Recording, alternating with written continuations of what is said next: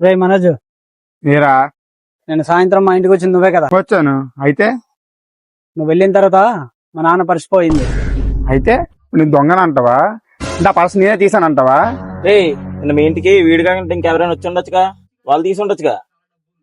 ఆయన నాకేం బాధ, నా దగ్గర బోల్ డబ్బులు. అయినా ఒక ఫ్రెండ్ ఇంట్లో ఎవరైనా దొంగతనం చేస్తారా? అది కాదురా, ఒకసారి పూర్తిగా విను. ఆ, ఆ పర్సులో ఇంపార్టెంట్ డాక్యుమెంట్స్ ఉన్నాయి, అది ఇచ్చేస్తే చాలు, డబ్బులేం అడగనులే. అయితే డబ్బులేట్ వద్దు కదా, డబ్బులేం ఇవ్వాల్సిన అవసరం లేదు. పక్క కదా. అవును. ఇంకేది పారేద్దాం అనుకున్నాను రా.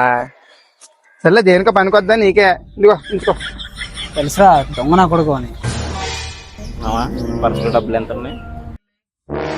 రే మనోజ్, పర్సులు ఎంత ఉన్నాయి? ఒక 600 ఉన్నాయి. సర్లే, నా వెళ్ళి తాగుదాం. మరి నేను రే రేపు ఆడింటికి వెళ్ళరా.